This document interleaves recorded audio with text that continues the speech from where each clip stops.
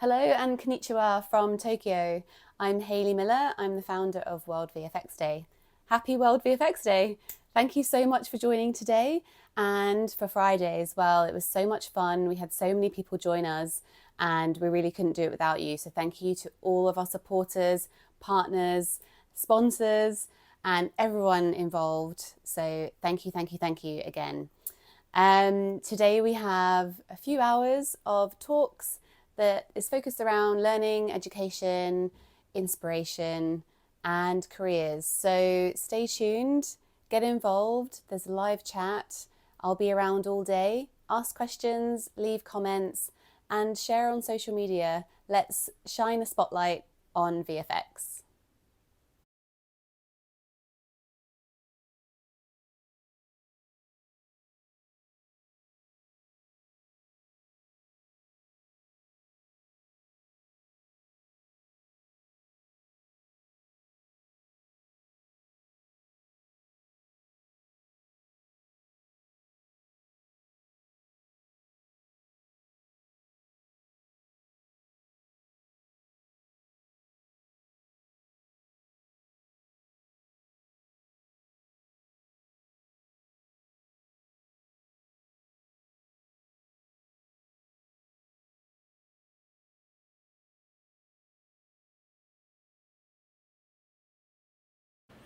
Hey everybody, my name is Julian. I'm the Director of Marketing and Content here at Beyond FX, and it's my pleasure today to be joined by our two VFX directors, Nick and Jason. We're really excited to have them today for World VFX Day. We are going to be talking about what I think is a very interesting topic. We're talking about the transition from other types of VFX into the world of real-time VFX, which is, I myself didn't quite know the distinction before I joined the team, and so I'm really curious to hear your guys' perspective. I think maybe a good place to start is getting a little bit of your guys' background, where you came from, and how you arrived at this point in your career. So maybe Nick, Sure. I'm Nick McElmurray, VFX director here at Beyond FX. And yeah, my career was a bit all over the place, actually. I went to school for animation, came out of that, and kind of wound up in a generalist role, actually working in games. I was working for a studio that would find cars in the real world, and we would go out and scan them. We'd draw out a big grid of tape over them, and we'd use this little pen and scan them into the computer that way. I was doing that for a long time. After that, I kind of, by happenstance, found myself at a commercial production place where I started learning just about VFX in post-production. I was a generalist at that place. Did a little bit of honestly everything. It was a super small studio, so I got to do modeling, texturing, rigging, animation, lighting, VFX, rendering, compositing, kind of the whole pipeline from start to finish. And then yeah, from there I transitioned into games. Games is always kind of a passion of mine. I grew up playing video games like I'm sure a lot of us did. And VFX in games offers so many unique challenges and interesting ways of doing things, and there's always a different way to do things, and it's constantly evolving. So I moved into games and real-time VFX just to pursue the challenges of that avenue. Jason, how about you? I also went to school for animation. It was a while back, back when you didn't have animation software readily available. You had to go somewhere to learn it. It was all on Silicon graphics machines back then. So I found a school with that hardware so I could go into one of those courses. So I went into lighting, and then I got my first job. It was kind of like a generalist role, a little bit similar to Nick's, where I was helping out a production company, and we just so happened to work on a like straight to video movie for Barney. And then I'd say like my first like big break was I got hired to work at a company called DNA Productions, and they did the show and movie for Jimmy Neutron, Boy Genius. And so that was my first big break. And back then, especially at smaller studios, lighting was coupled with VFX and final rendering.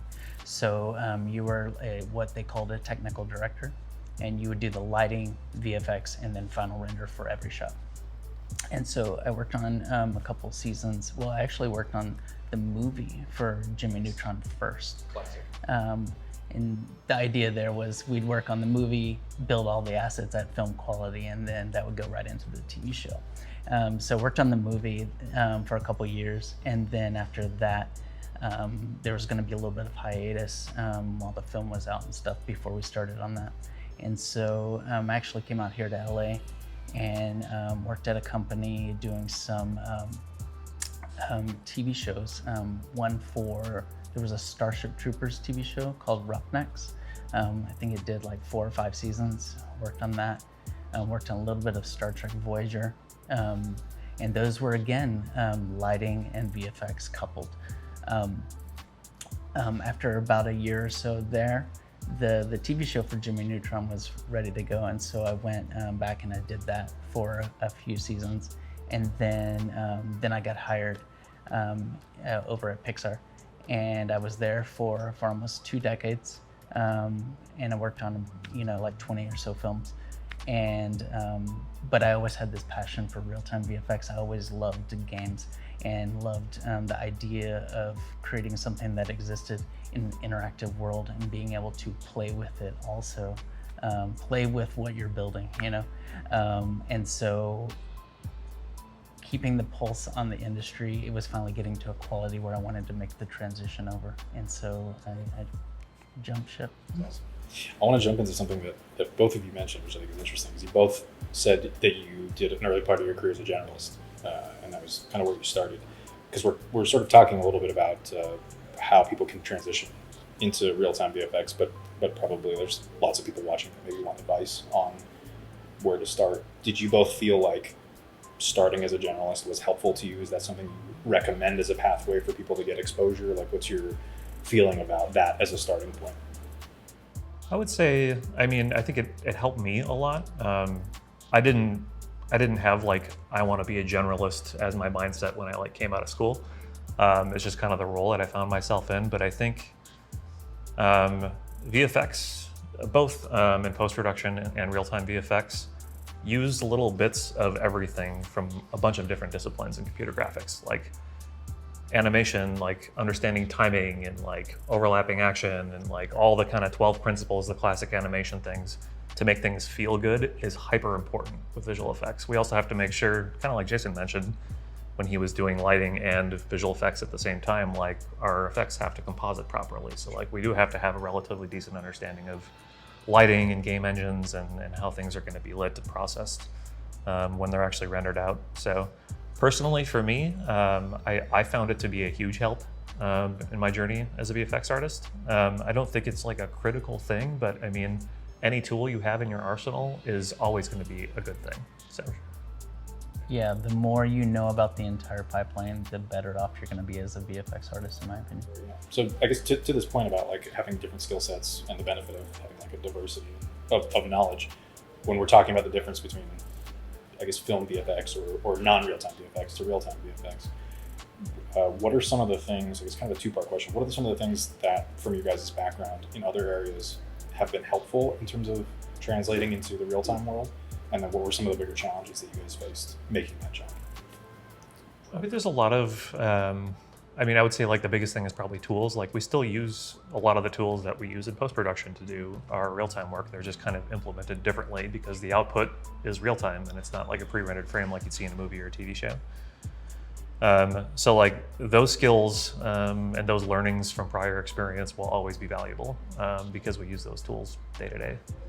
And it's something I see here and there. Some people have the tendency to shy away from the deeper technical aspects of our job, especially when it gets into like code and stuff like that. But I would say embrace it. It's really gonna open up a lot of doors for you if you can handle a lot of the deeper technical stuff and look at it as a way to make even better visual effects. Sure. I would say too that like, it's kind of shift in mentality. We all know, at least people who are familiar with game development, that like this thing has to fit on a disk or not be 500,000 terabytes to download on your PlayStation 5 or something like that. So getting your head around like optimization, not just like, hey, make the assets smaller, but like, how do I build my assets smartly so I don't build everything to just be a one-off effect. Maybe we have a nuclear explosion in part 1 of the game, and then we have a flak explosion in the air in part 3 of the game.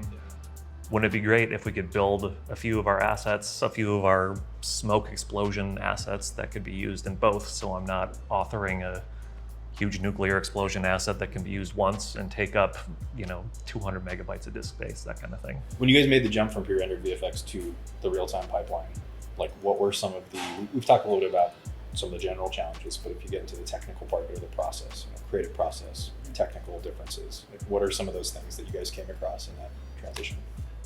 I think the biggest thing, at least for me, is understanding how shaders work in games. Post-production and stuff like that. A lot of the materials and shaders that you use are just built into the render engines that you're using to output your final image. Whereas with games, authoring and understanding shaders and materials and how they work is a critical piece of information for you to understand and have and actually be able to implement yourself. I'd say that was probably the biggest thing for me to really pick up on and start to learn. Yeah, my background, I come from a lot of the effects that I tend to do in my past are simulation heavy, and making that jump to real time was the biggest hurdle for me, where like you do an effect as a simulation and like Nick said, wait like 14 hours for the sim and then also wait another 14 hours for the render. You don't really have that kind of time. And also this effect needs to be playback. It needs to play back at real time. So you can't do like a simulation that is living in the game. It has to be written out to a texture. So you have to like make it work in that space. As a sprite sheet, you only have a few number of frames, like 64 frames of a simulation. So you've got to make it work. You also, like Nick also mentioned, is that you want to make it a universal asset. You don't want it to always be a bespoke sim for every effect. So you have to think about a lot of these things, because in the end, the game has to perform well. And so that's one of the parts of our jobs that we have to pay attention to. Makes me kind of curious then, like, is the creative process different? Because we've been talking about a little bit about optimization and performance concerns, which I imagine are maybe not as prevalent in pre-rendered, or at least not the same way. Do you guys approach, from a creative standpoint, do you approach your effects differently in real time versus pre-rendered? Just one that came to my mind is just an example, right? If I was to do like something on fire for a film, I would set up that entire thing to catch on fire and to simulate it, right? But when it comes to a game, I would maybe break it down. Instead of like taking that whole thing into like Houdini and simulating this and writing that out to a sprite sheet, what I would do is think about it as like, what if I made like a piece of that fire that I can then duplicate all over the entire object and give it different timing, different colors, different speeds, and different motion, and build it out from one fire asset that I've created. Another big thing coming from pre-rendered to real-time is the fact that in pre-rendered, most times the way that the audience is going to view your work, because you have that camera. You also have the ability to, in post, do compositing work on that. You don't really have either of those to work with in real time. The player can look at your effect from whatever viewpoint they want, and so you have to accommodate for that. Yeah.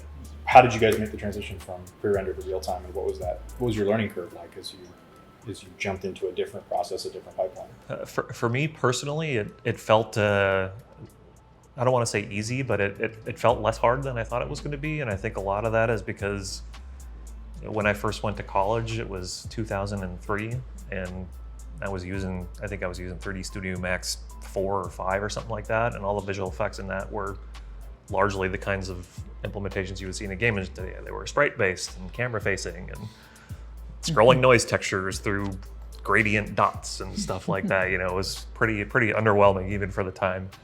But I think having that little bit of experience I did back in college, like I already kind of knew what I was in for, I guess, not to the extent of understanding everything else that comes with the game production pipeline. But just that kind of basic core concept of this is a particle emitter and it shoots things with velocity, and I control the particles and how they move and that kind of thing. Diving into game engines specifically, I think that answer is going to vary wildly based on who you talk to and their background. You look around online a lot and people are like, oh man, Unity is so much easier to jump into than Unreal. And I found the opposite to be true. And I bet you if you asked half the artists in our studio that same question, you get a different answer from everybody in the studio. So, I guess my transition was because I was still working in film, but I had this desire to go into to games. But I didn't know if I was going to do it just as a hobby, like on the side for myself, or if I actually wanted to make the career transition. And so I started out by VR was getting big, and so I picked up a Oculus development kit and decided I'm going to make my own VR game, and that's how I'm going to learn. So Unity was my first engine, and in VR, I started making a game, and it exposed me to a lot of the pipeline, which was great. Also, a lot of Unity utilizes C#, so got to brush up on my code a bit. But I found it to be pretty tricky at first. There was a lot of things I had to learn, but because it was on my time, it was fine, and it was fun. And then I started to get more serious about it, and there was this animator who was previously at Pixar, and he was doing a short, all done in Unity, like an animated short, but using Unity as the renderer, right? And so I went on there and did visual effects for that short. And so that was my first, like, I guess, production gig. And it was really fun.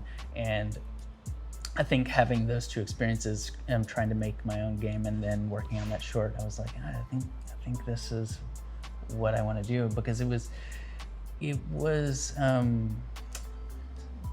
scratching that itch that I wasn't necessarily getting, which was being able to create something in this world that I can play with. You know, it wasn't just like in the end with pre-render, you got these final frames. No, you have this thing you built. Do you guys have any words of wisdom, any advice, things not to do maybe is also as interesting and helpful as things to do? We've talked a little bit about some of the hurdles you guys encountered, but like if you were kind of giving someone kind of a cheat sheet or a speed ramp onto the real-time VFX space. if I was going to boil this down into like one word, it would be curiosity. About everything that you're doing when it comes to making art and computer graphics.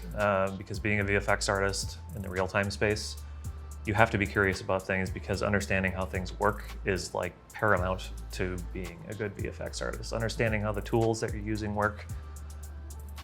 I don't know how the lighting engine works in this game. My particle effects are lighting weird. Dig in, learn, that kind of stuff. I know that's very hand-wavy and high level, but I think that spark of curiosity that you see in great VFX artists is kind of the underlying foundation of everything that lies on top of that. Sure. You had, I guess, to dive into specifics, because like at least for me selfishly, when I watch stuff like this, when I have an opportunity to hear from people who are really experienced, I like actionables, like concrete, specific things. So if you were telling someone watching, what's like one thing they could go do today to improve their craft, to help in their transition into real-time VFX?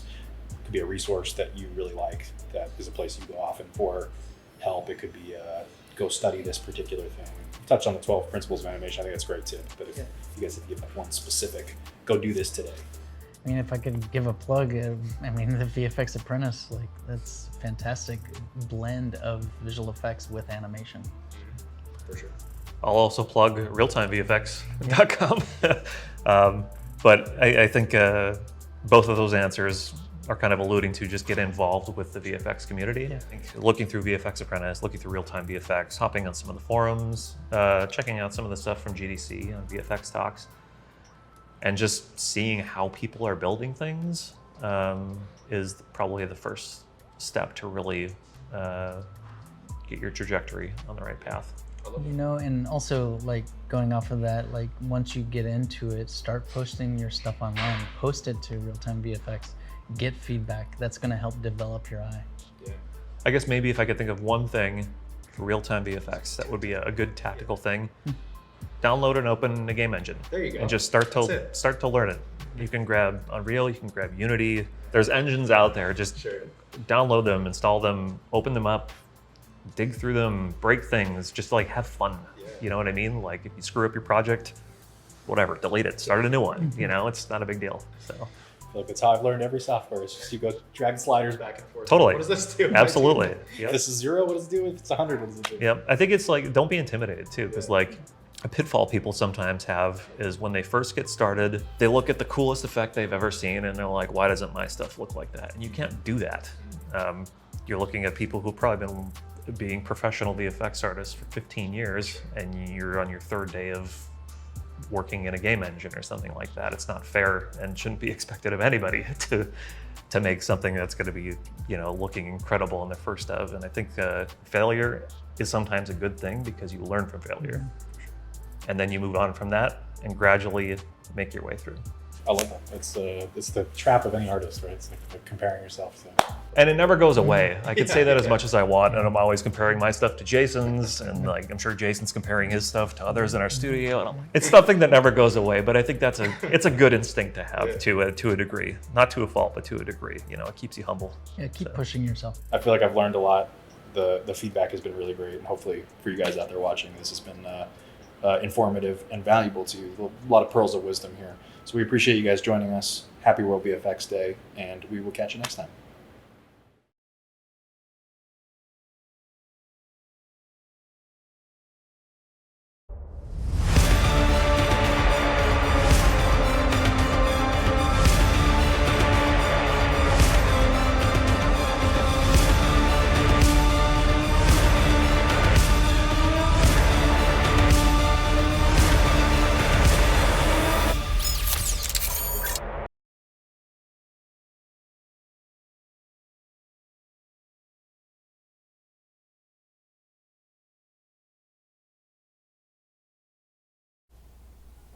Hello everyone. I'm here with the past and present Hiroka Oizumi, a Japanese student who joined Alpha Chromatica's online compositing program. Let's start with the past Hiroka from 6 months ago. Hiroka さん、こんにちは。こんにちは。まず最初に、Hiroka さんが VFX コンポジトを勉強しようと思ったきっかけは何ですか？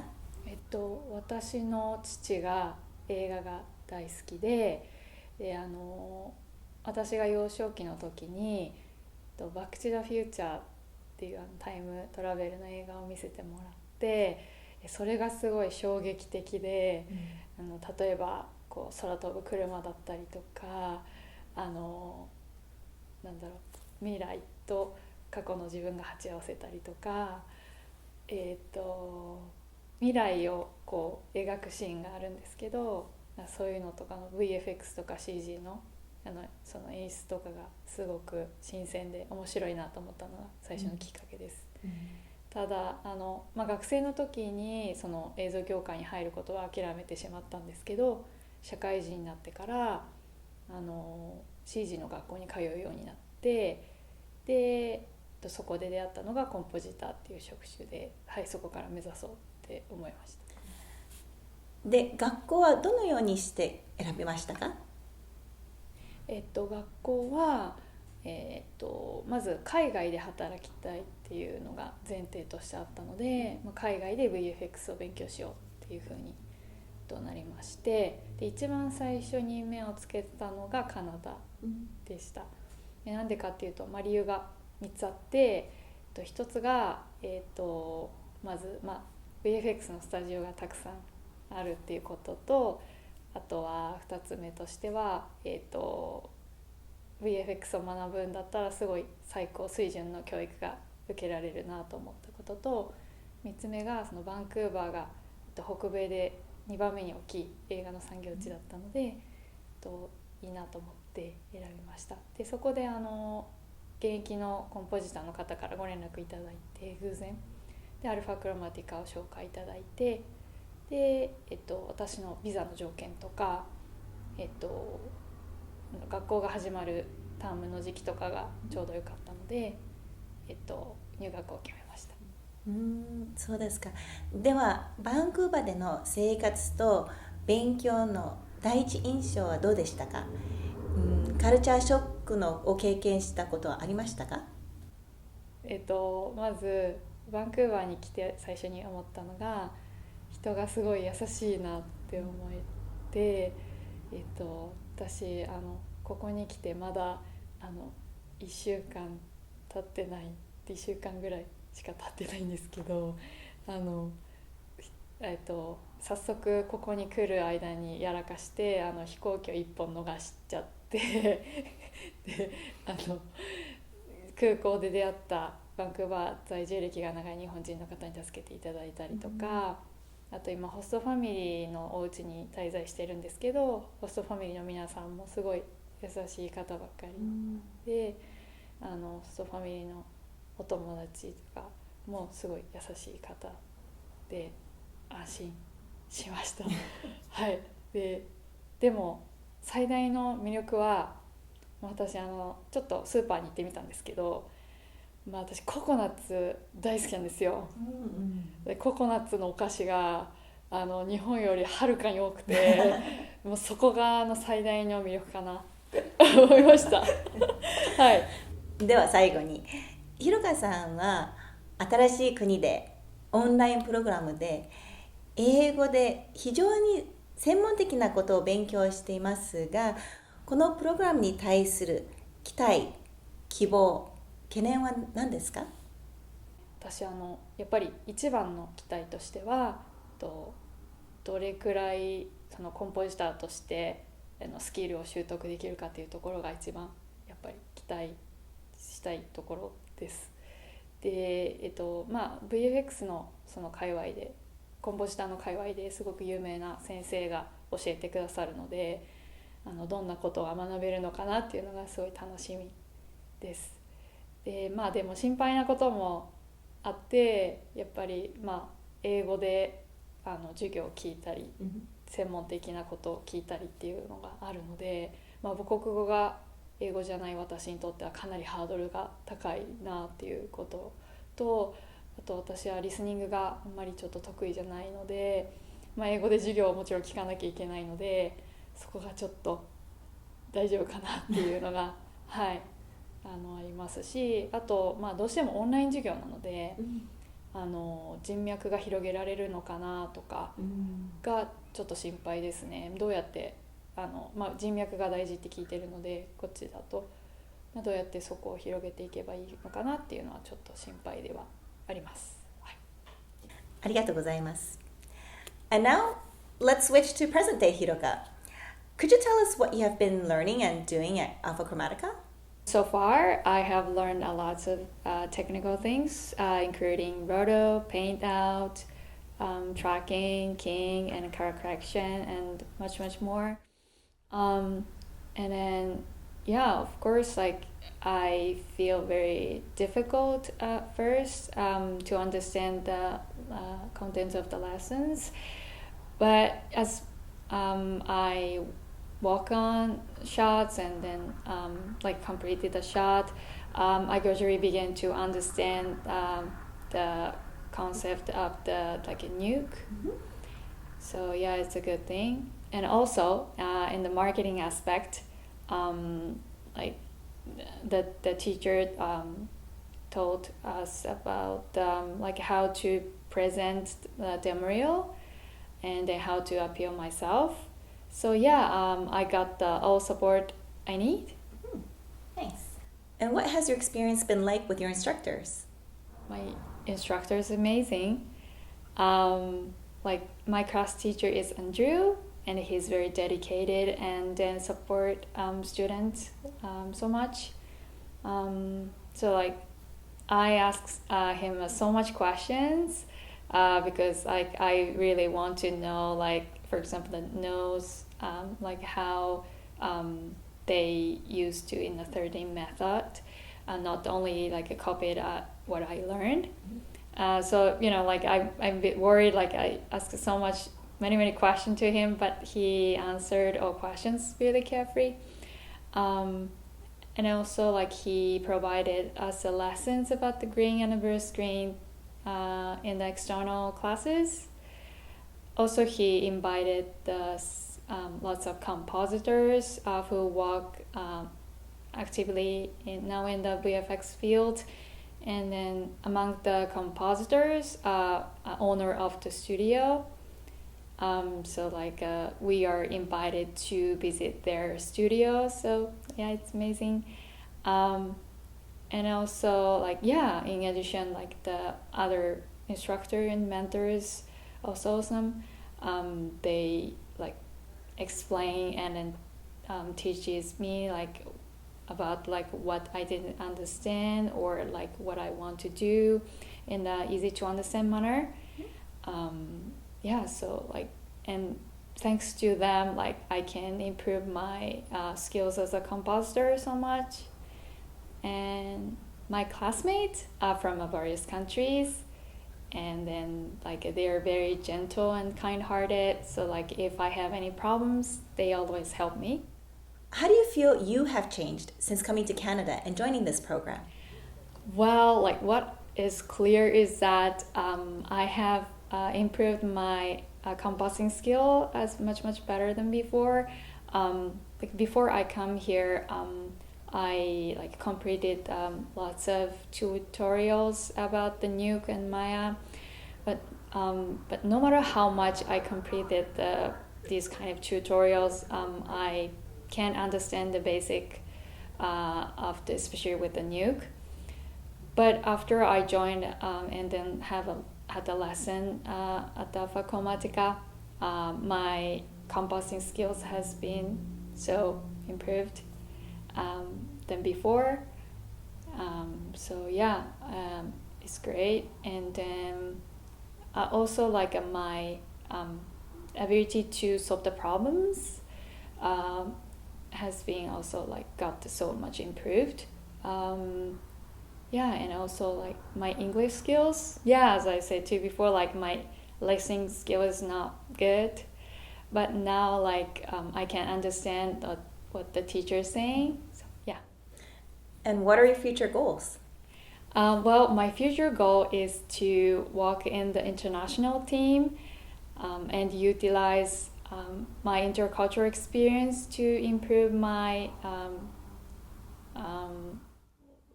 learning and then like composing skills. And then like I used to be a representative of a meetup in Tokyo for people learning in new languages or like hanging out together like that. So I really love intercultural things. So yeah, of course, like as a compositor, I want to put my all effort to complete the shot with my passion and communicating with the other team and like cooperating with them. Yeah, and I want to make like all shots like looks really attractive and sophisticated. And do you have any advice for other students interested in studying compositing or studying abroad? Any advice for your past self? Don't worry. Like trust yourself, and then like if now like I had so much worried about many things, but now I am absorbed in studying. So like yeah, so I really enjoy. So it's okay. And then of course like finding a good school, mentors and instructors, and like also helps a lot too. So yeah, if you like learn in the right way, you definitely like get the great skills as a composer. So yeah, do your best. Thank you for your time. We really appreciate you sharing your stories with us. Is there anything else you'd like to tell the audience?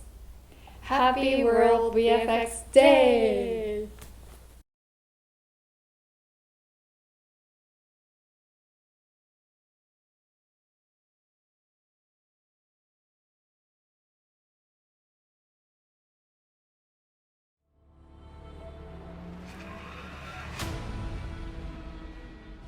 Hi everyone. I'm Harry. I've been working at the yard, and I had the pleasure to supervise Halo Season 2.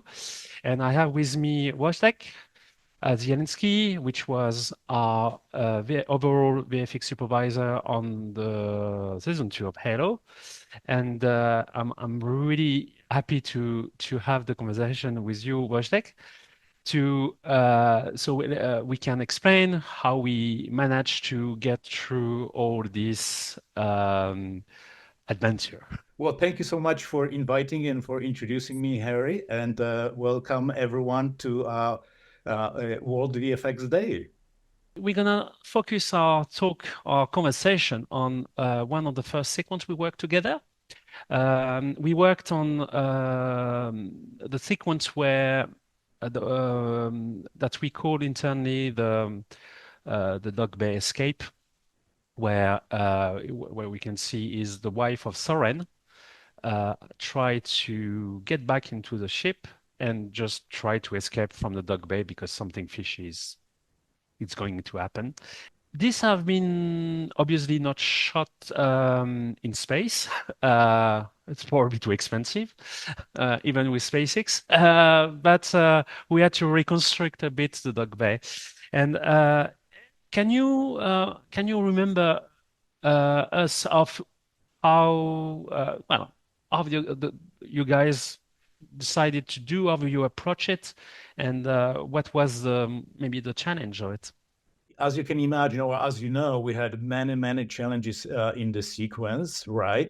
Despite all these challenges, which we faced during the pre-production, production, and post-production, I'm super happy to announce that we didn't need to sacrifice any main story points.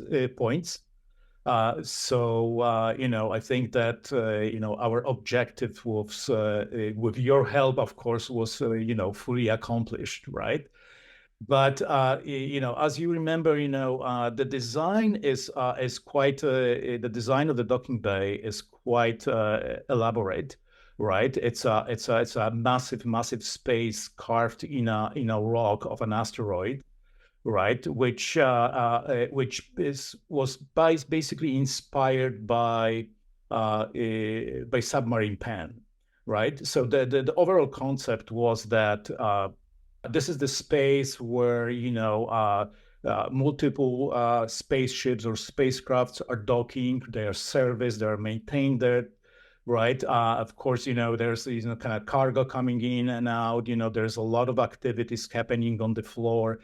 The design, as beautiful as it was, but at the same time was quite challenging. And we have to remember one thing, because we keep saying that we are shooting in space, right?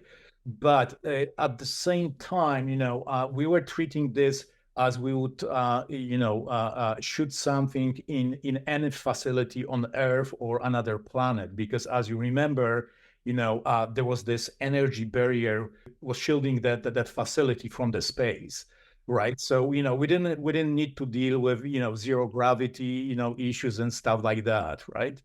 Question was, okay, where are we gonna shoot that? And of course, we tried everything possible to make sure that we're not gonna shoot it in a blue screen stage, right? We wanted at least some elements which will offer us VFX free shots, right?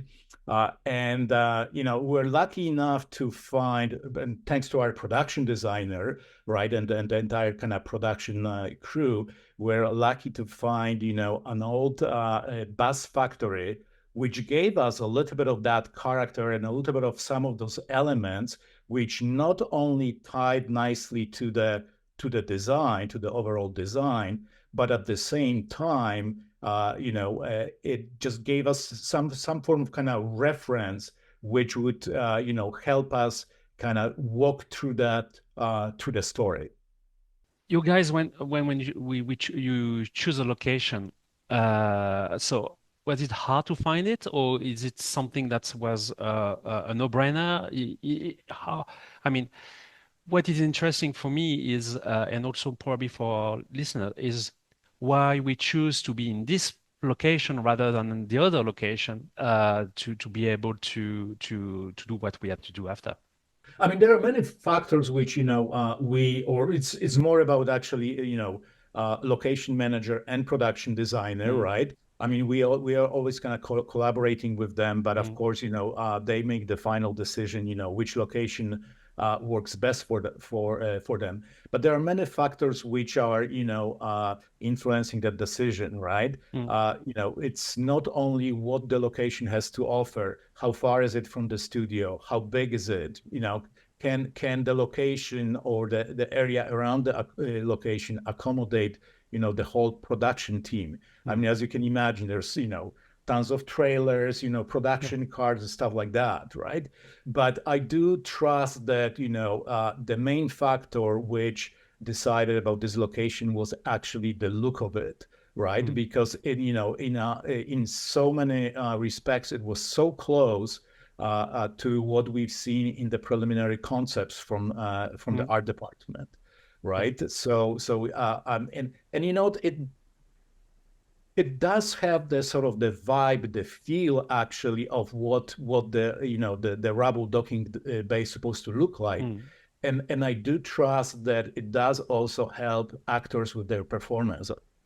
Absolutely. I mean, I'm a very big fan of having something where you can attach your VFX to Absolutely. a ground truth, basically, that tell you, okay, that's the way it should be, Yeah. and we just have to extend. I think that's where you can.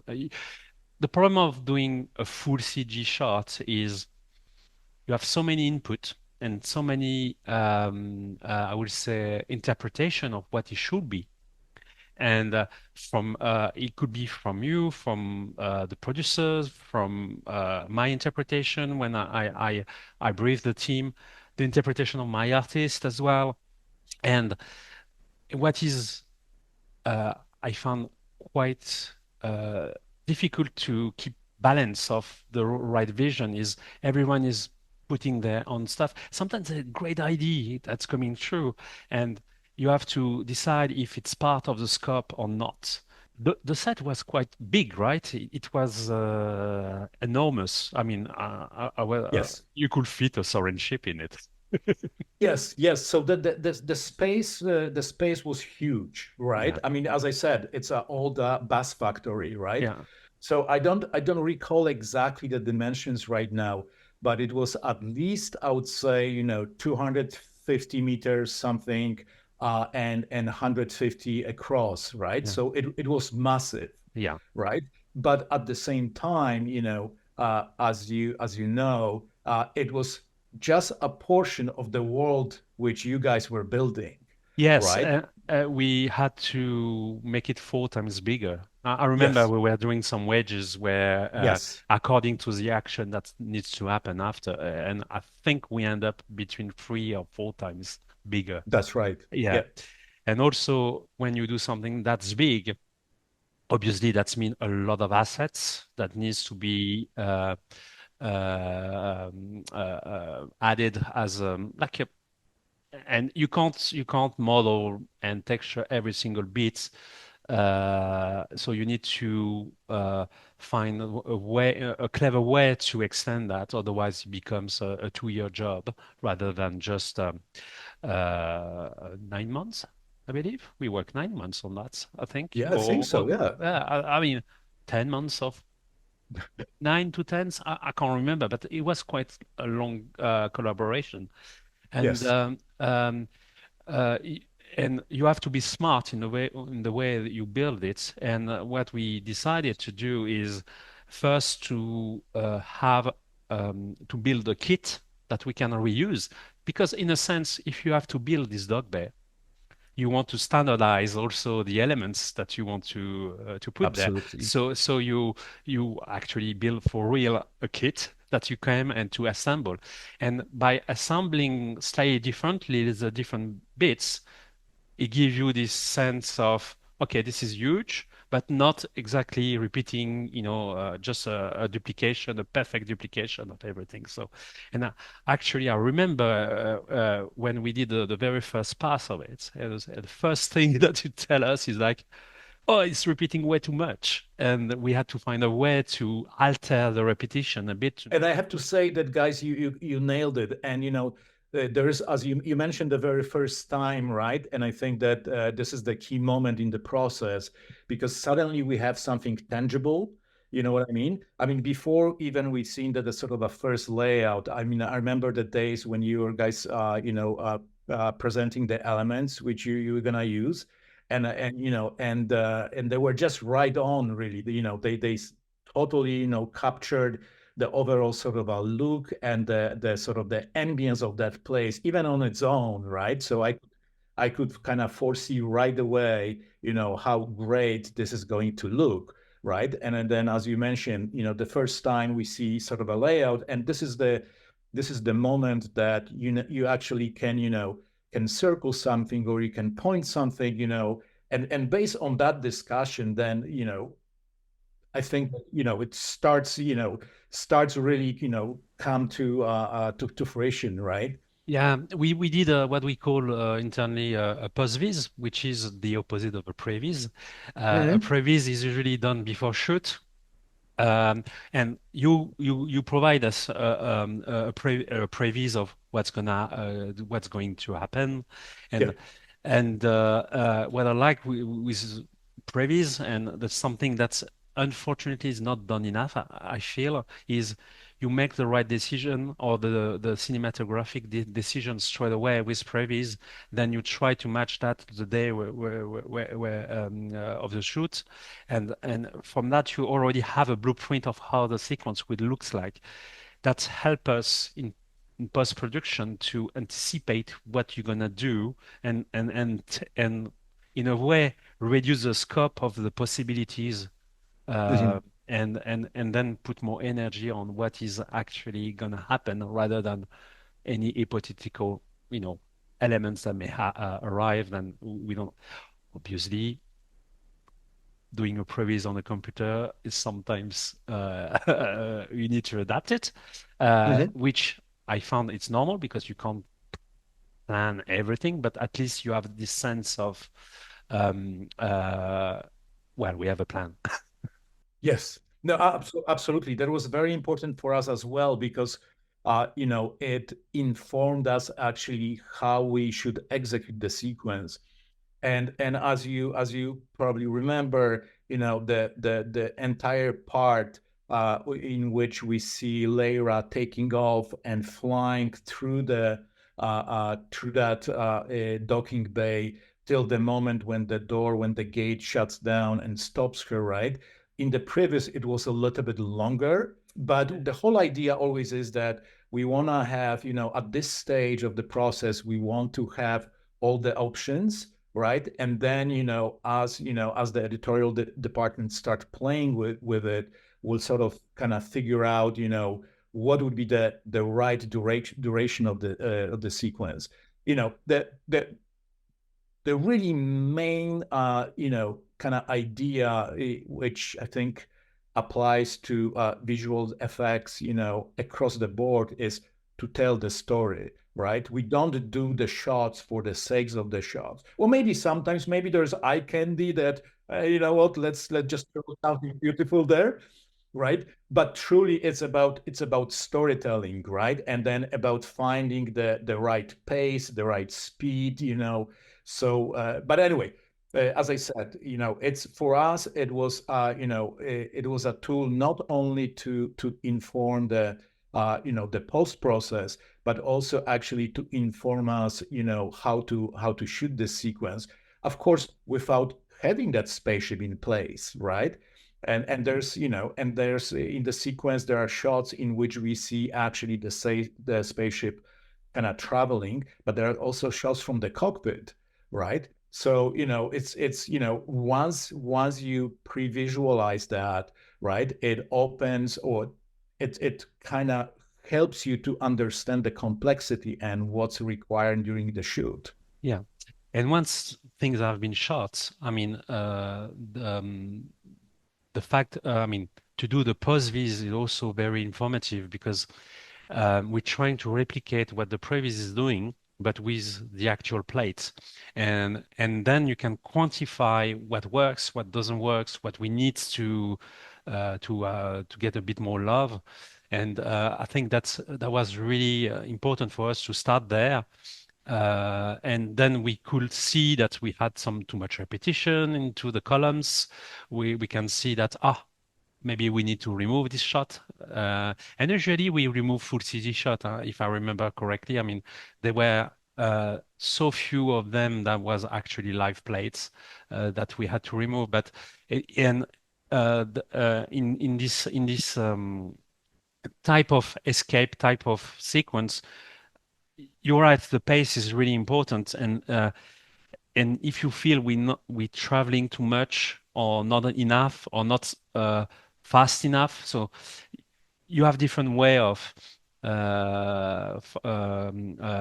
solve this problem. Is either you cut a few shots or you reduce the space, so maybe it's not 4 times longer, but maybe 3 times.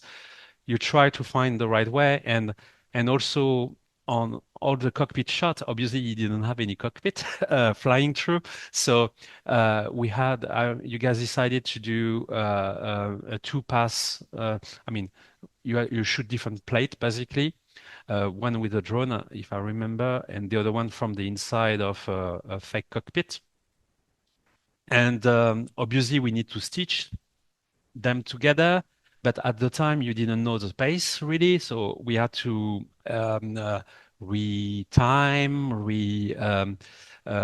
well, manipulate the footage to get the right timing. So all this kind of stuff had complexity, as you said, and it takes a bit. And the positive is supposed to solve all this problem or to answer to all these problems before even to start to light or to do anything else really. It's really the baseline of your timeline where it's your first layer where you say, okay, that's the way it should looks like. And then from this point, we can discuss about technically internally to what we really need to do, what we need to, how we need to light it, how we need to comp it. It's all this kind of uh, question that's just raised and you can answer because you know how it should looks like at the end. Yeah. And I remember if you look at the raw footage, you get a blue screen, but we did quite a lot of roto still, and sometimes you have people ask, yeah, you get a blue screen, why you had to roto anything? And it's like, yes, Yes. because a Yes. blue screen is not enough sometimes, and also because I mean, it's a huge set, and you can't really cover everything with blue screen. It's quite a challenging just to have the fabric or the paint the wall um, to I mean it's just practically quite impossible to cover everything. So there's always moments where you want to I mean honestly we had a huge blue screen uh, but we still had to roto, especially at the ground at the junction, because when you do extension, you always want to have a zone where you overlap between CG and the practical set. So we had to do a lot of roto just on this band Yeah. of the image, and that's actually help us to integrate way better. So it's really important to mix. You can't just draw a line and say, hey, after that is Yep. yeah, yeah, it's full CG.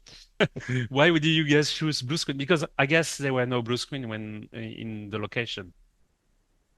Well, I mean, the answer is really trivial. We inherited blue screen from season one, and production wouldn't, even if I wanted to go green, red, gray, whatever, the production would never ever spend the money on another screen.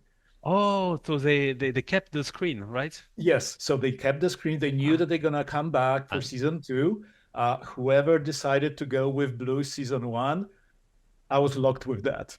well, it makes sense in a way because it's Yeah. an economical choice. Yeah, yeah. I mean, Uh, personally, I prefer. I know this mm, is not like a silver bullet, but I prefer green screens. right? But it, of course, depending on what you're shooting. Of And I'm course. not saying that blue actually was wrong in this particular case. It was, in my opinion, was not, because especially because there's a kind of night shots, right?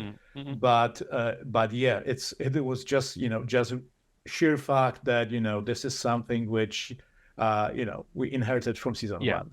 And there's another thing that was actually quite challenging on the sequence is okay, we had the blue screen. We talk about it's not enough just to key that and to get the and we had to roto, but also a huge blue screen like that will always spill, I mean, reflect a lot of blue lights.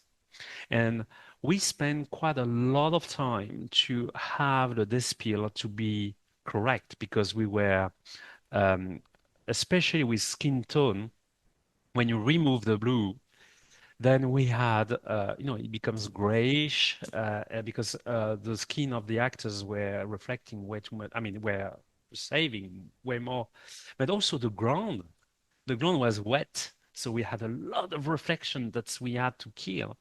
But when you kill the blue, easy, but we have this very orange light, and then suddenly all our reflection were magenta. And another challenge was we had some real blue lights that needs to cast some blue. So so I want to say that actually we it may be trivial, because of the all the CG we building, but the comp work on this sequence were quite astonishing because there were a lot to do in comp just to get it to get the right balance before even trying to tweak the CG. And and that was really challenging, if you ask me. Oh Uh, yeah, I fully realize that. I yeah. totally understand, all the challenges and complexity which went into this, to these shots. And Mm. the easiest way actually to understand, what's involved is to see one of those shots before and after, right?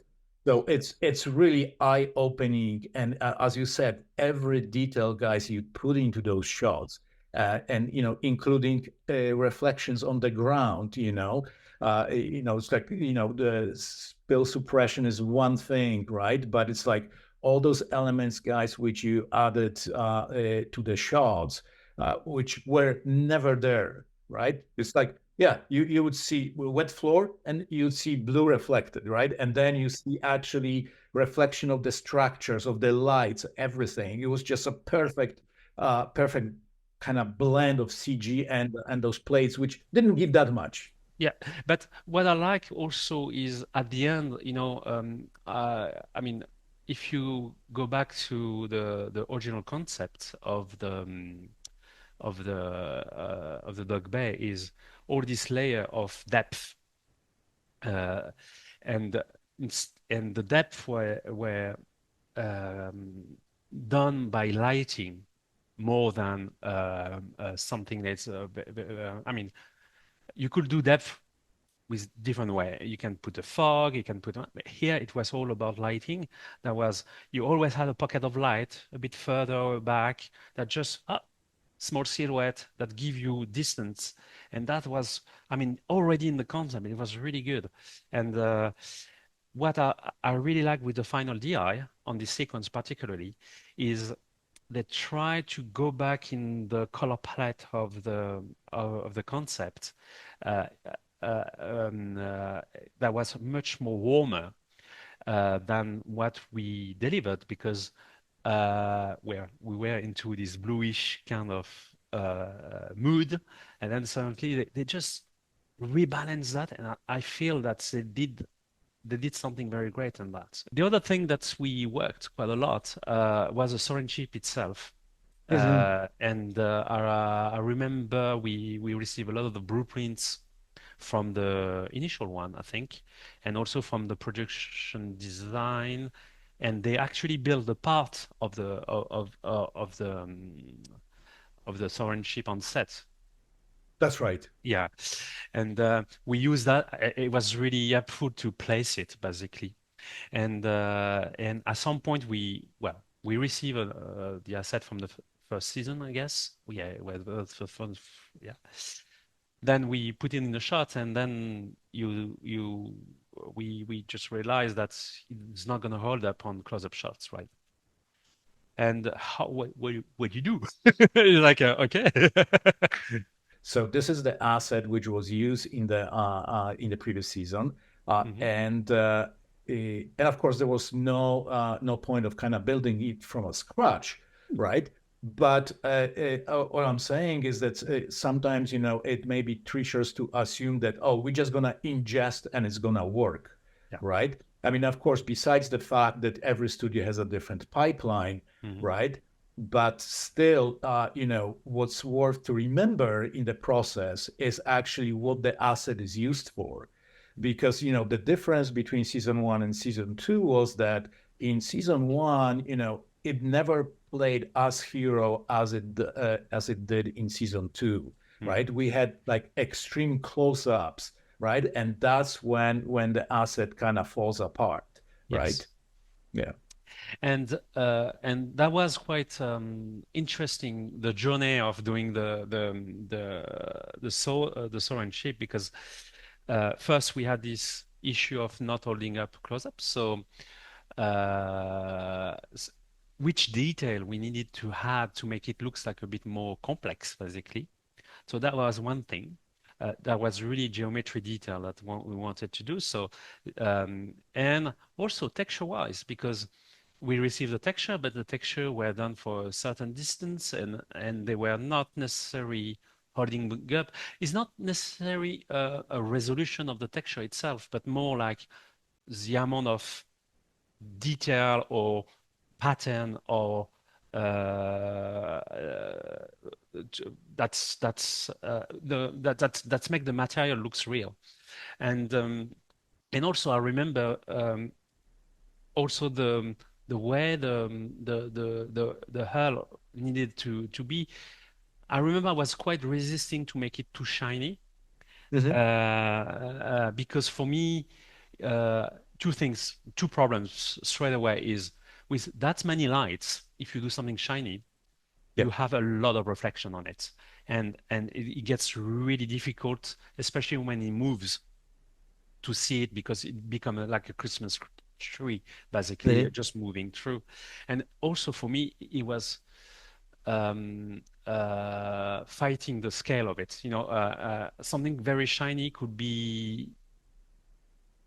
You can assume that something very shiny is smaller. The reasoning is to make something shiny, you need to polish it, and if you polish something that's big, you need a lot of money. Yeah. Yes. So I was resisting, and also third, you had what the production designer did in the practical set.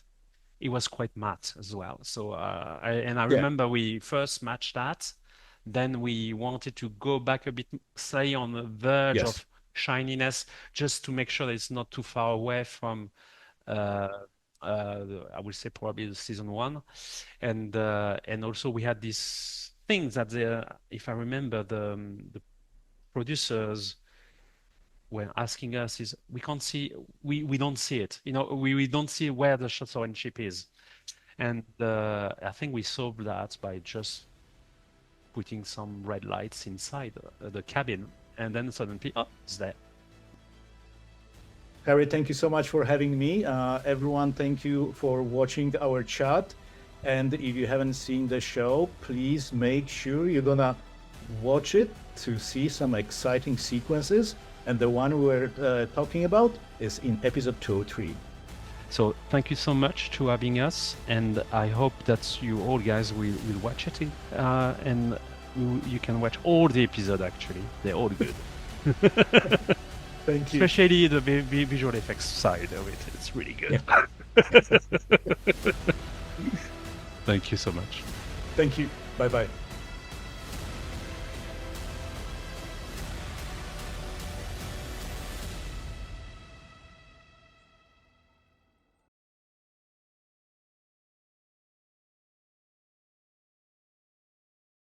All right, let's get started.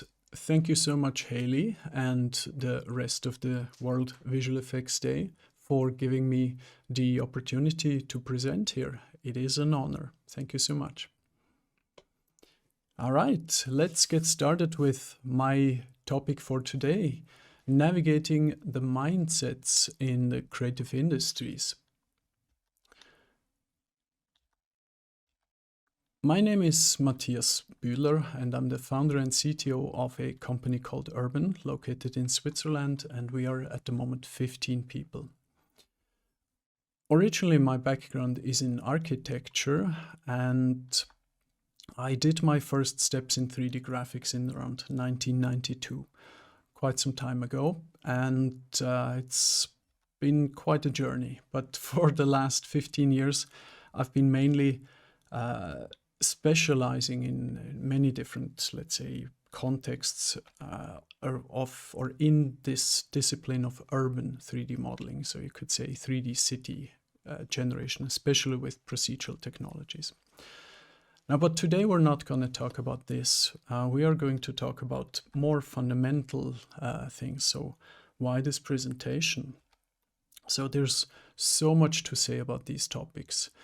And they are very personal to me. I have a lot of, let's say, exposure to these topics. I have a lot of history I've had with these things. I'm very, very interested in psychology and mental health in general. All of those topics, not so much politics, but we'll talk also a little bit about politics. So there's just a lot to uncover, and it may seem maybe a little bit basic now and then, but I think in the times that we are now at the moment, in these desperate times, we are all in the same boat, and I think we should take a little bit of time to go back, and for some it is the basics, and for some people there are completely new aspects to everything I'm going to say, and that's the goal. So we're all in the same boat, and for those that don't know me, probably by far most of you, I've been living and working in multiple countries. I've done business in many countries. I traveled a lot over just the last couple of years to visit different industry conferences. I gave a lot of presentations. I trained a lot of international companies. So I interacted with lots of people from lots of cultures, religions, and so on and so on. And in general, I wouldn't be doing these things if I weren't interested in all of this all of the dialogues and the collaborations, obviously. Now, in these presentations, there's not going to be many pictures. I'm just going to show this one here of what we are doing actually as a company, generating cities. Cool. So let's talk about globalization, the technology and the industry. So we are pretty much living in a global business economy that was shaped in, let's say, after 1950 or so, 1950, 60, 70, 80, majorly by this person called Jack Welch, that was back then became the CEO of General Electric in the United States. Now, he had a huge influence on how businesses were run by basically prioritizing just the investors. And we are still feeling this nowadays, but I think the days of this attitude are slowly counted. Now, there are stories that kind of emerged over the last couple of years that are just absolutely crazy, like the Enron story, Theranos, the story of the last CEO of Nikola, then the FTX scandal that was not too long ago, right? It's just absolutely mind-boggling how things like this can happen. Now, that's obviously not in the visual effects industry, but just in general of the global context, I think these are really important aspects to know, because they give you a certain perspective. Now, we all know the social media algorithm, right? Or you could say it's more like the anti-social media algorithm. With all of the bots it brought, with all the misinformation and the fake news that it brought, and it's bad. These things are bad, right? But we don't want to be just pessimistic, not at all, but we want to be also realistic. So reflecting on all of those things, reflecting on the world economy. Or especially I felt that it is an energy drain. There's so much going on. The world is so complex meanwhile. And there is obviously, because of that, and again, I feel this myself, there is a natural tendency for energy conservation. What this leads to is black and white thinking, echo chambers.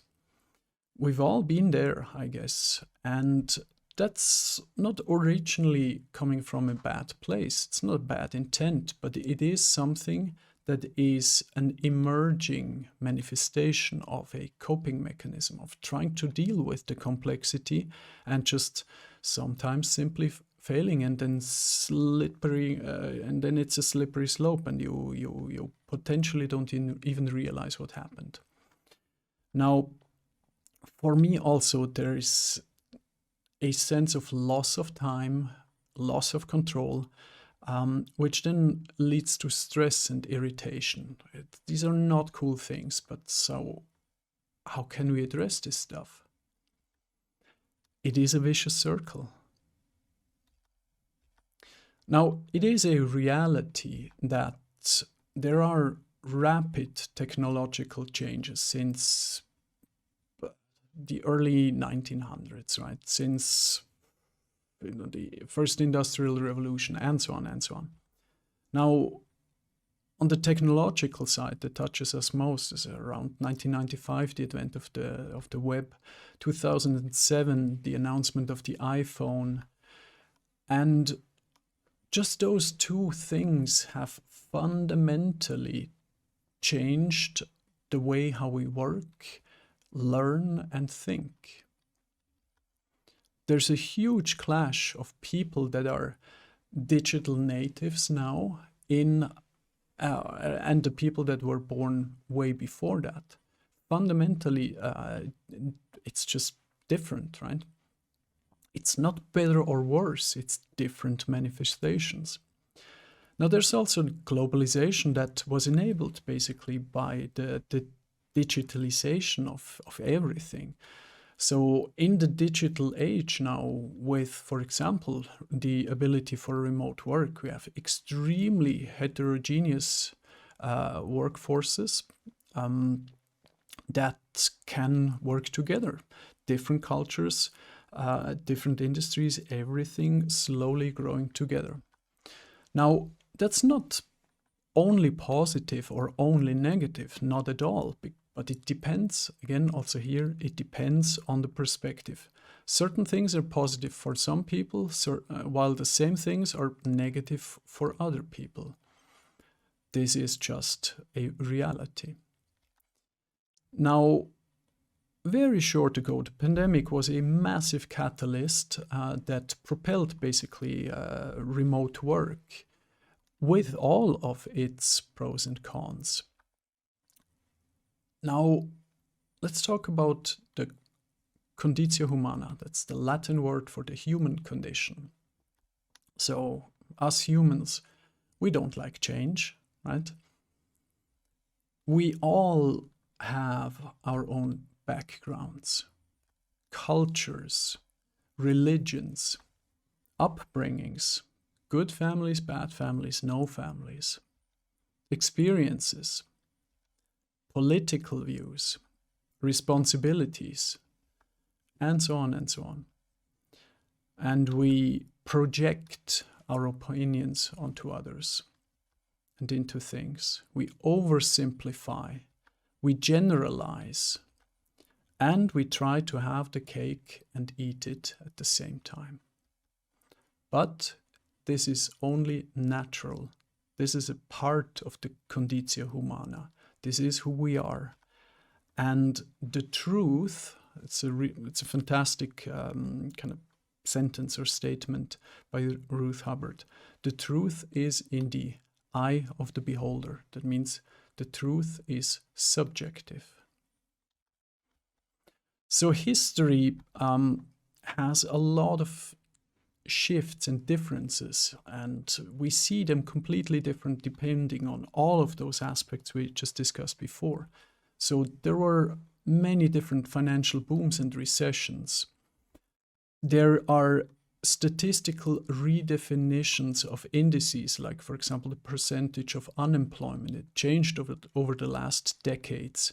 So if you just see the percentage, that doesn't mean that it actually reflected the true values based on this index in the past. So it's completely misleading.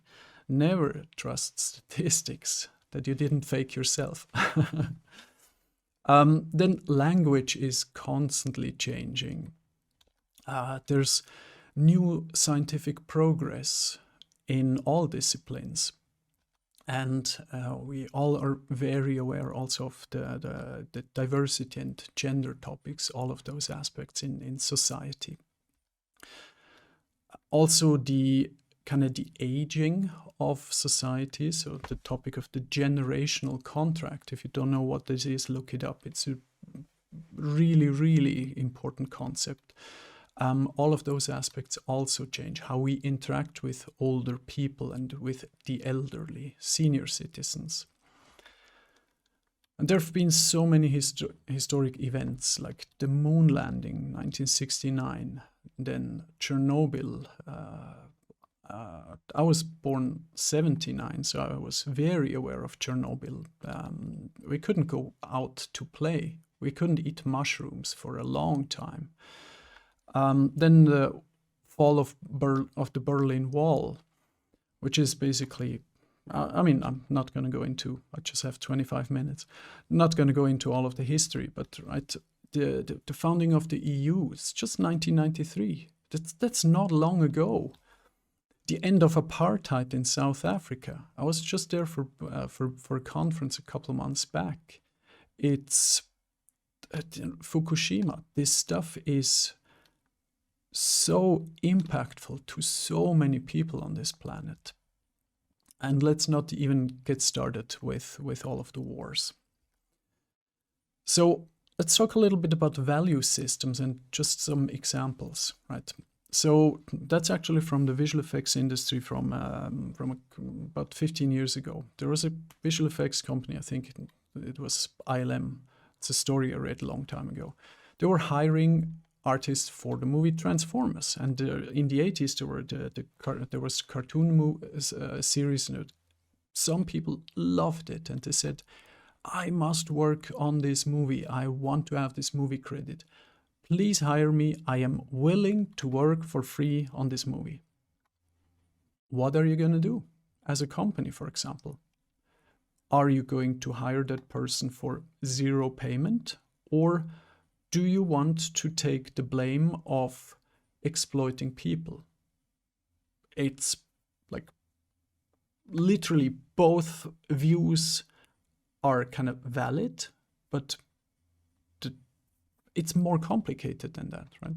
Let's look at another example. The notion of, let's say, a visual effects artist to take a remote job in another country that pays more than the local market, I think that's cool, right? But let's take another view to exactly the same situation. Let's say a company, that company we just talked about, wants to hire remote staff.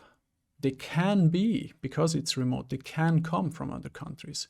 And they can cost less than the local staff because of all the financial and political reasons, right?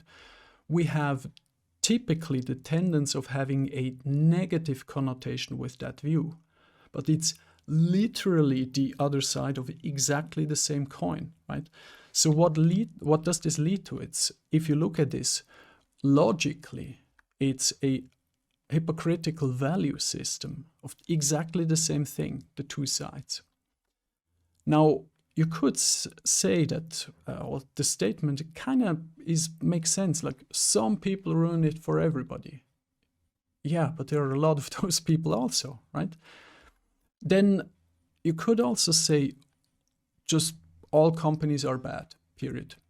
Because there are many examples like that. It's also a little bit of a generalization, right? It's not that simple. And we have to accept that in a situation like this, and I have been myself in exactly this in this situation, there is, or the acceptance is, a company can have moral dilemmas. Well, not the company, but the people running it. And so everything is nuanced. There are always multiple sides to something. Another view here could be everybody should earn the same worldwide forever. It's also a noble notion. Ideally, nobody would need to work, right? We're working on that with AI. Cough, cough. But it's also not very, let's say, realistic to implement in the next 2 years. So there is a very harsh reality for all of us, for companies, but also for people that want to get hired. So there is always somebody that wants it more, or has less constraints, like doesn't have a family, is easily able to relocate, zero problem, is okay with earning less, is more ruthless, doesn't have a moral compass, is more desperate, is more talented, been there too, has other option, cannot get hired because the other person just got hired, and so on, right? So life in general is a compromise.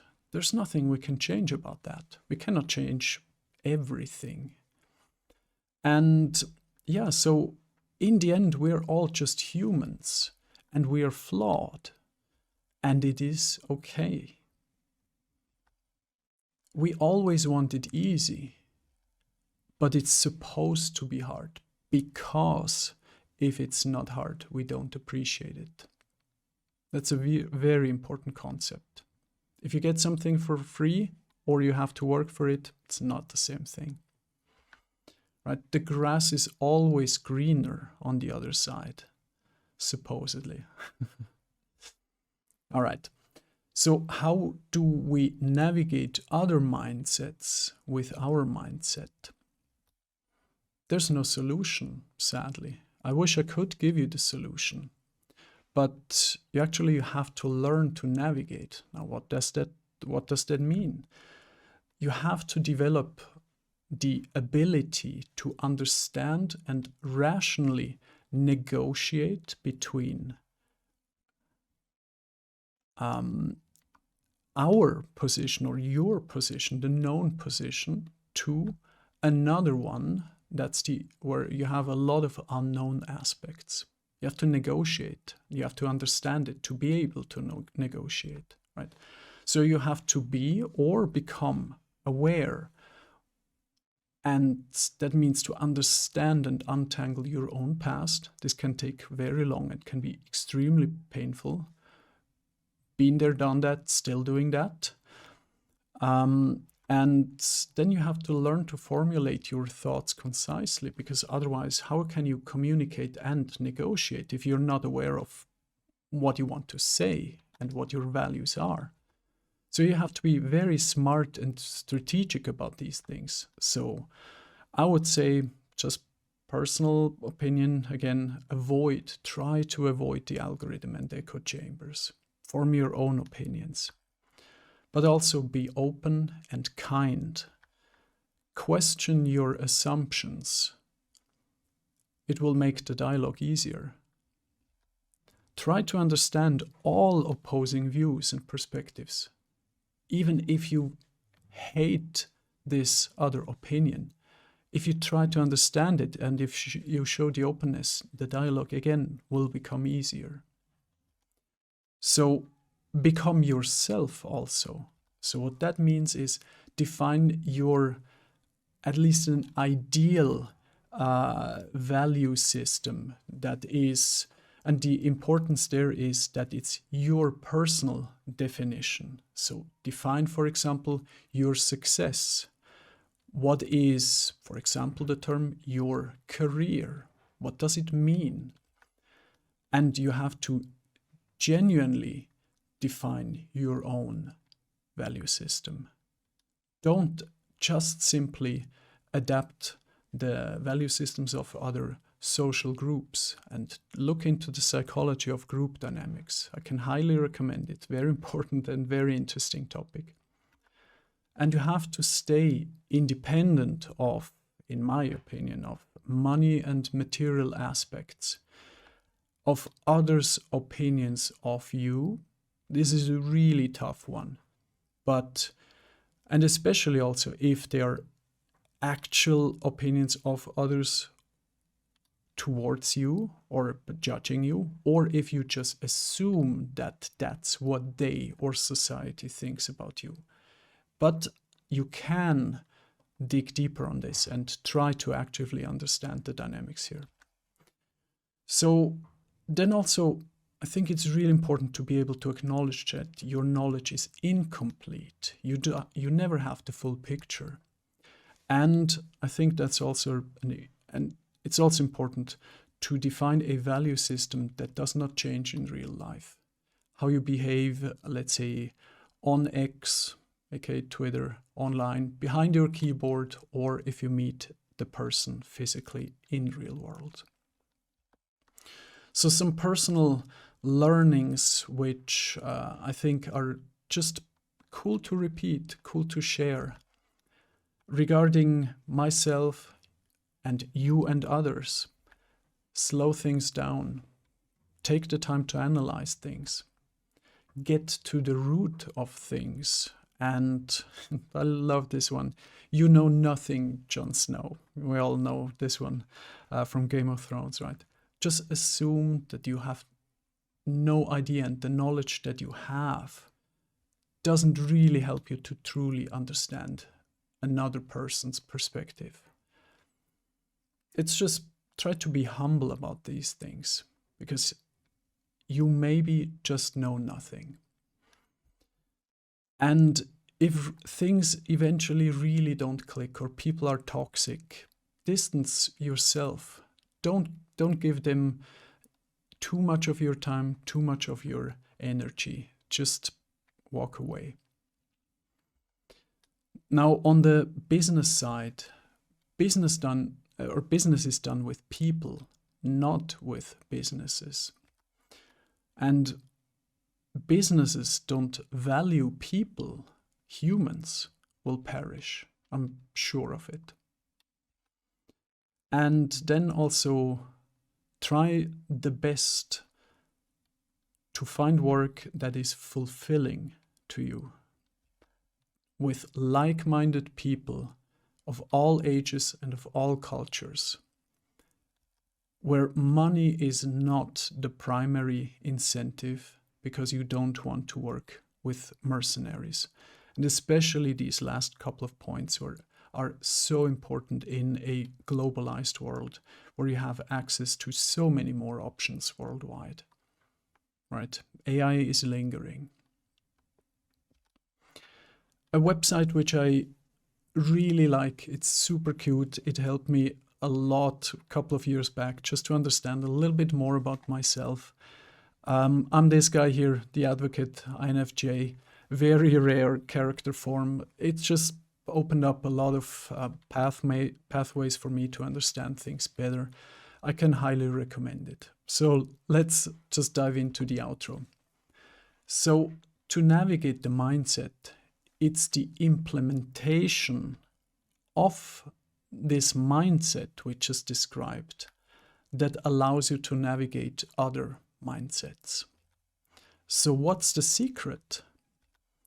It is the gesture to have a dialogue that allows different views, imperfections, and an incomplete picture and assumed hardships of the other person, of the other company. You don't know the full picture. And because of all of those things, because of this gesture, there is a acknowledgement of a humanity and human decency that is appreciated from the other side. This makes the dialogue easier. So define your North Star self, who you want to be, who you want to work with, and be a so-called Stehaufmännchen, which is a fantastic like German expression for it, like a stand-up figurine that you can fling, punch, throw, it will always get back up. And it is relentless. It's never gonna stop. So yeah, there's so much to say about these things. And if you would like to hear more about these topics, let me know. I'm curious. I have not been doing a lot of those presentations in the past, but I think it's important to do so. And let me know if you would like to dig deeper into these things. And if you do have something urgent, if you feel that you would like to talk about certain things, you would like to get some help, feel free to write me also personally. I mean the stuff I was telling you guys about. So here's my personal email address, just for short. If you don't want to memorize it, just write to info@vrbn.io and reach out to me that way. If you would like to also hear a little bit more, I have my own little podcast that I started approximately a year ago. Lots of those topics we just addressed are partially also addressed in the podcast. And yeah, maybe this is something that you would also like to listen. Thank you so much, to everybody at the World Visual Effects Day. It's been an honor to be able to invite it again. And thank you, Haley, for everything and for the organization. So thank you, everybody, and enjoy the rest. See you guys next time.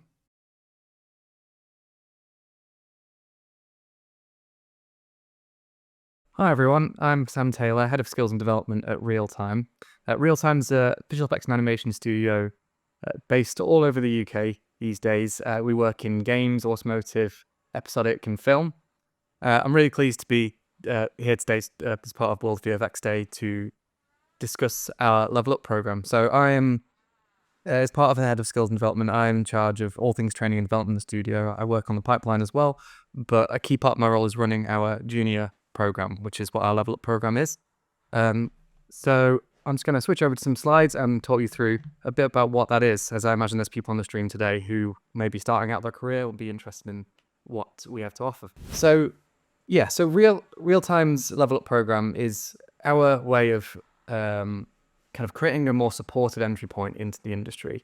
So we kind of call it a training scheme, but it's essentially a junior role at the studio with a dedicated time for training and development. So it's targeted at anyone with less than 2 years experience in the industry. So that could be final year students who are about to graduate, or previous graduates, or junior artists that are still looking to kind of grow and expand with their skill set. So we wanted to create this opportunity for budding artists to kind of get their foot in the door and kind of accelerate their development within a studio. Level Up is, well, as a start, like it doesn't require any previous experience necessarily within the industry, so it can be people who are straight out of university. The positions are permanent, full-time paid positions. So people who join the studio, the intention is that you'll be with us like long into the future. So yeah, you're considered full-time paid artist in the studio. You'll be working on live projects, including things like, in the past we've worked on Doctor Who, The Winter King. We recently did a cinematic trailer for Jurassic Park Survival. The program is led by myself, as I mentioned. So I'll be covering a bunch of the training. I'll also be bringing in people from around the studio to cover other areas of the training process in their specialisms. So yeah, each week you'll get a day dedicated to training. So what's great is you'll get to work on these live projects and then have this protected time where you can grow your skill sets. Um, the training element of the program runs for 6 months, so that's 1 day a week for 6 months. And the roles are hybrid, so the only thing we ask is that the training days are in office.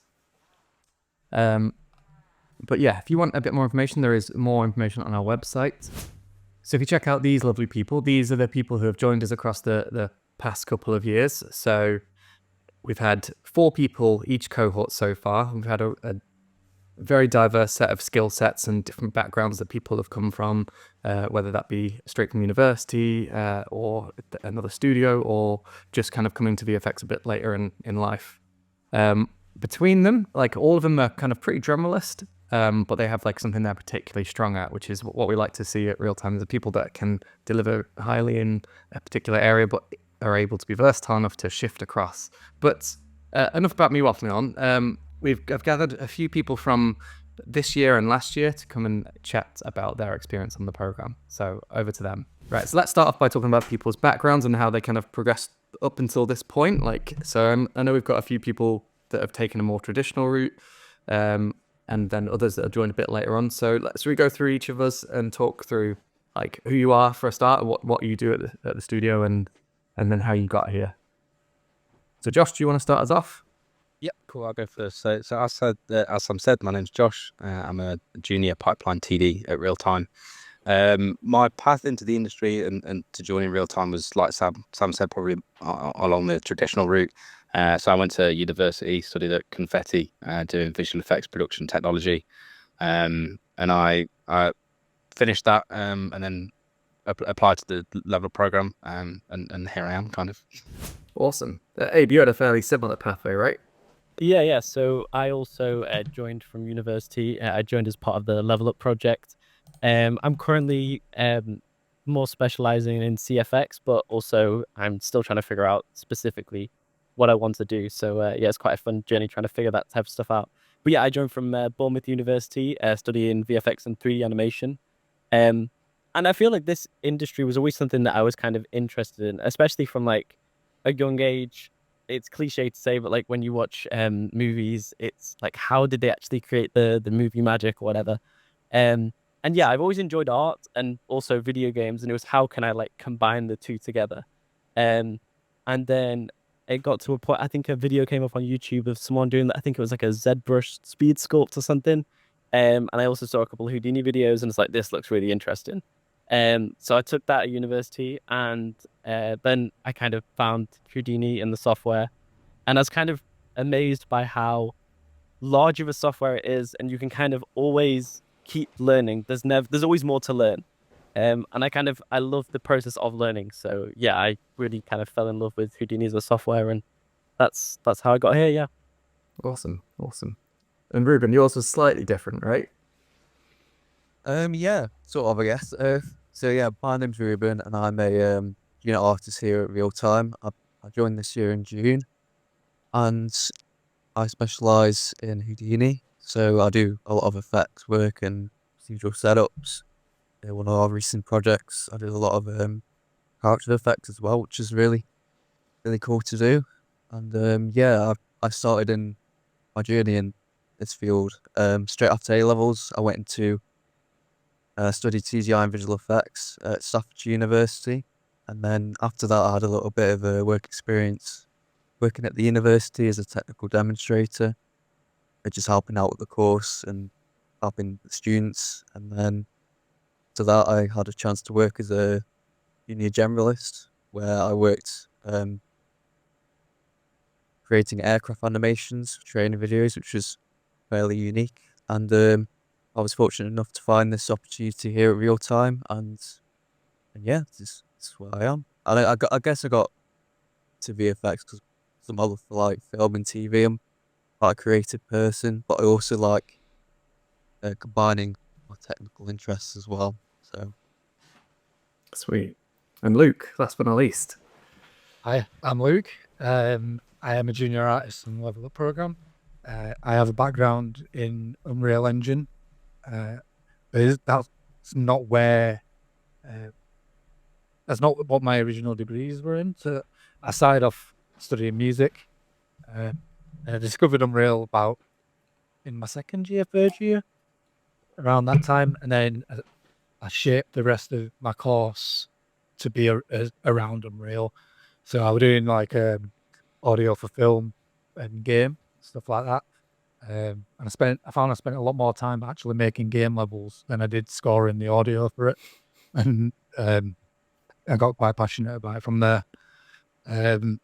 Which led me to take a master's in world building at Leeds Arts University, which is where I met Sam. He gave a talk on behalf of Real Time recruiting for the Level Up program, and yeah, so the rest is history. Yeah, yeah. So everyone here is either part of the Level Up program at the moment or has been in it before. So it'd be good to hear, like, from each of you, like what you kind of have enjoyed most or what you're enjoying most about the program. I think for me, it's the quality of the projects that we're working on and the scale of them as well. It's not just like some little indie film or something. We're working on AAA projects, films, episodics. So it's the projects themselves that you're finding the fun part about the program, the fact that you're getting to kind of develop whilst working on these shows and games. Yeah, I think as a junior, getting the opportunity to work on something so big and so early in my career, it's a really good opportunity, and I think that for me is the most enjoyable part so far. Awesome. Hey, did you have something that you have to? Yeah, just one or two things. I think like with this industry, it's I mean, with many industries, it's kind of the case that to get the job, you need the experience, but to get the experience, you need the job. And there isn't many companies out there that will just hire people based on skill or whatever they see in you, which is it's really nice that they can take like a step, kind of a leap of faith for people to just try them out and see if it works, which is really nice. But also like having the opportunity and dedicated time to like work with people within the industry and have that one-to-one like feedback. For instance, we have like we have a session every week where we sit down and learn different processes, which is just something that you don't really get. Even at university, you're not always talking to like industry professionals, let's say. But it's the fact that we are working on these big projects, and at the same time, we can also ask for help, and we're not expected to just work and understand everything straight away. It's nice that people know within the company we've just joined, and we're trying to learn things. So I think that's really nice. Yeah, you kind of get to work on the cool stuff, but with the safety net and support network around you, exactly, to deliver what you need. Yeah, that's exactly. I can build on that slightly in the sense that I think there's definitely good and bad experiences in the industry as a whole, right? There's no shock about that, but I think especially for junior artists, there could potentially be scary joining the industry for the first time. I know that some friends of mine from university landed their first gigs at potentially bigger studios, but it was very much like you're in the deep end. Here's a project, you can either do it or you can't, and if you can't, then that's it, kind of thing. Whereas the Level Up was a very contrasting opinion, or not a contrasting opinion, but contrasting experience to what I'd heard from other people in the industry, where the Level Up program, like you just described it as, in some cases is like a safety net.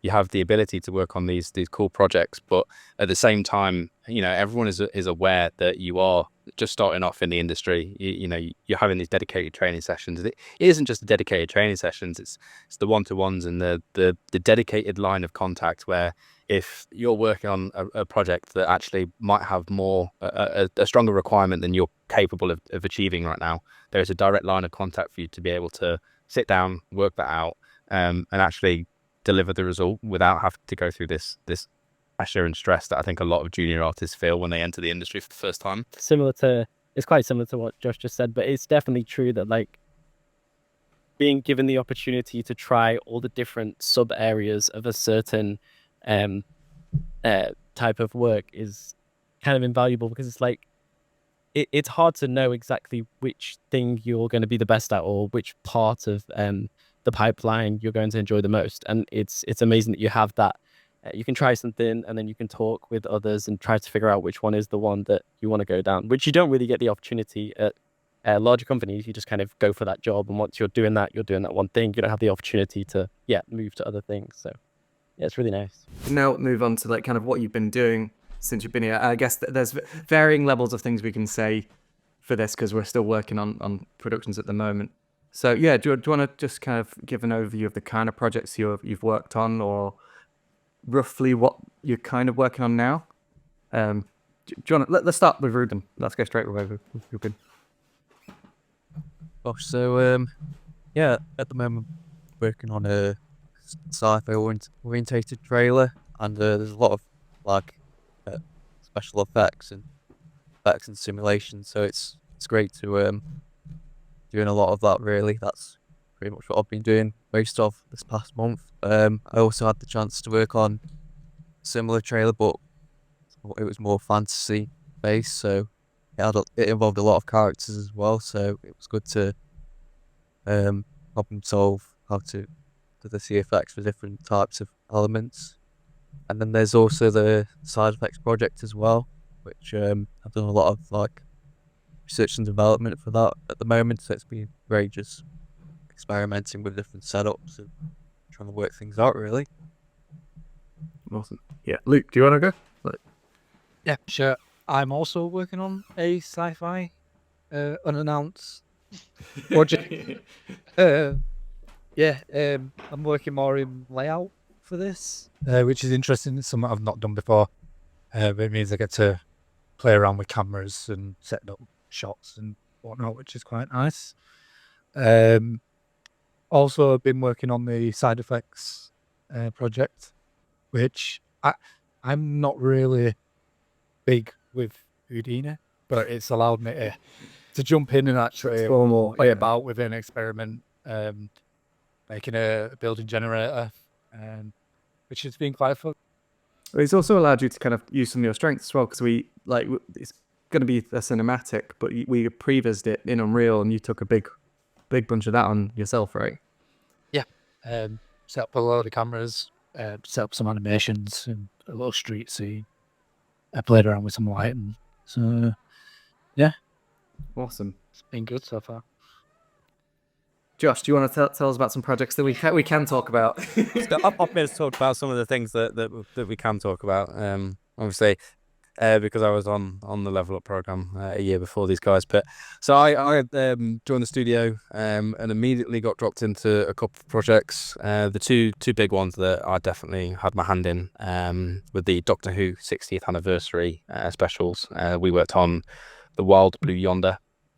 And that was the CFX that I briefly mentioned earlier. So I did a fair bit of stuff with the hair setups there, or at least simming them anyway for both David Tennant and Catherine Tate. Someone I thought it was. I didn't want to commit to it and get it wrong, but yeah, David Tennant and Catherine Tate. So did the hair sims for those two. Probably had a bigger part to play in the Jurassic Park survival trailer that we worked on at real time. I did a couple of different things for that. I think that's probably the first project that I worked on, and I had some. It was mainly a pipeline project there in terms of creating a turntable tool for us to be able to get turntables of assets in an environment out really easily. So that was the first thing that I did, but then I spent quite a few weeks simming or doing like CFX setups. I suppose you can call it CFX setups for the foliage that I didn't see. Yeah. They use the Vellum solver, so it's all into the same. I would agree. Yeah, a lot of different plants, trees, bushes. Some of which I've never heard of before. So, I didn't just learn VFX there. I learned lots of vegetation types as well. And then I also had a little play around with some grain sims, building out the initial kind of footprint for the modelers to kind of build on and use, which is really cool. I feel like that was such a cool shot to see in the trailer and see it kind of come to life from where it started with these balls in Houdini to being an actual like fully visualized thing in the trailer. It was really cool. Other than that, I'd say obviously being on pipeline, I'd potentially have a bit less of a direct hand on a lot of the projects now, but definitely more of an indirect kind of situation for me. But yeah, no, for the most part, working on the USD pipeline, definitely taken on a lot of challenges with a lot of challenges with that one.